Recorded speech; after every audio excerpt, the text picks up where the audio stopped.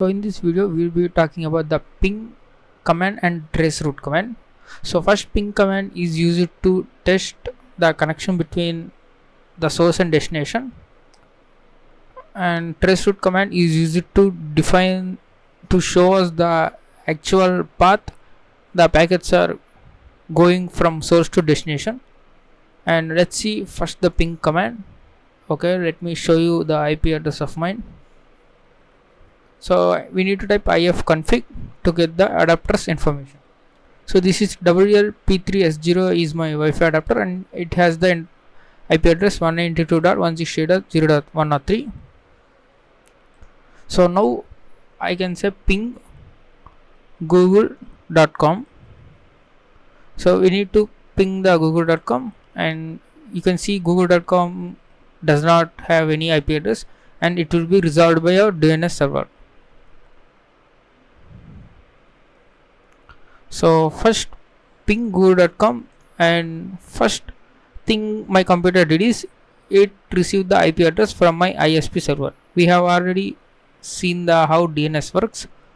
In that way we have got the google.com's website's IP address is this one, and I am going to website, not a website, the computers of google.com. Okay, it says 64 bytes from this name server, and you can see ICMP sequence 1.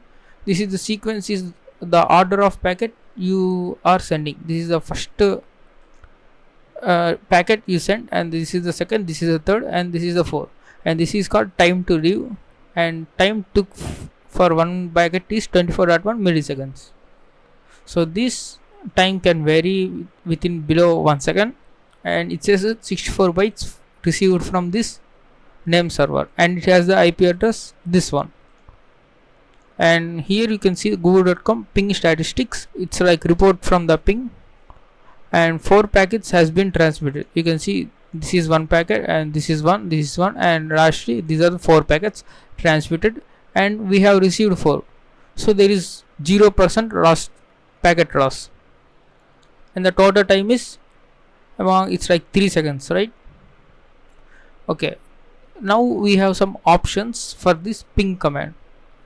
You can set a time interval I to 2, and it will wait for 2 seconds for sending each packet. For say ping -I to google.com. Now first packet has been sent, and after 2 seconds second packet has been sent. You can see this delay between the time of 2 seconds, right? Because we have defined the I2. So this is one option, and another option is you can just specify number of packets you need to send. By default it will send infinitely, and if I say 5 packets, and this C stands for count. So after 5 packets I did not press the Ctrl Shift C, it has automatically stopped, because we have said that after count of 5 packets you just stop the ping. And we can see 5 packets transmitted, received, 0 packet loss. So what if I ping to a server which is not there, say nikhil.com? So of course this is not there.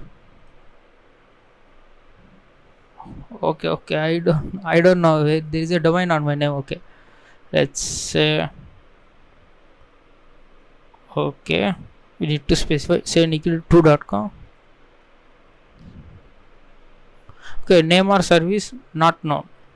That means the DNS name for this nikhil.com or nikhil has not been found. That's why it has written name or service not found. So let's say ping 10.8.8.8, which is a private IP address range for the class A IP address, class A IP range, and this is a private IP address for the class A, and it has not been assigned to any of my computers. Let's click enter. Now since we have given, we can also give the IP address, and it says ping this IP address with the 56 bytes of data. Let's see what happens. So this ping utility keeps on trying for getting the MAC address of this 10.8.8.8, and it fails because there is no IP address, no computer with this IP address. If I press Ctrl C, you can see 24 packets has been transmitted, but 0 received. That means all these packets are lost during the transmission, because we did not get any acknowledgements. That's why 100% packet loss, and the total time is this much. And this ping command, these messages are from ICMP protocol. These are the internet control message protocols, and this protocol just sends the error messages when there is a no service or no host not found or some errors like that. So another command we are going to look is trace root. You can say trace root. It's very simple command, trace root, and say google.com. Okay, this trace root traces the path from your computer to the google.com. So I want to send, if I want to send a packet, first it will go to my gateway, which is the router. I have already shown you in the previous videos. This is my TP-Link IP address, and this is the gateway.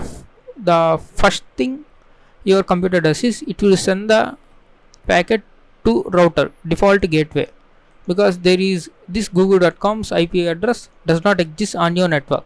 That's why this computer sends to the default gateway, which is my router, and then this router sends the data to the nearest router that knows about this google.com, and this is 10.22.22.246, and these are all the middle devices which are in the path between our computer and the finally google.com computer. And you can see there are 30 hops max, and these are only 9 hops. Hops means the intermediate devices between the source and destination are called hops. So finally we have got the reply from this IP address, which is this one, google.com, and the intermediate hops are 1 2 3 4 5 6 7 8. You can just say there are 8 hops. If you include the router, you can say 9 hops. Okay, that's all you need to know about this ping and trace route command. So the ping command is used to test the connectivity between you and the destination computers, and trace route traces all the path, all the devices in between your source and destination.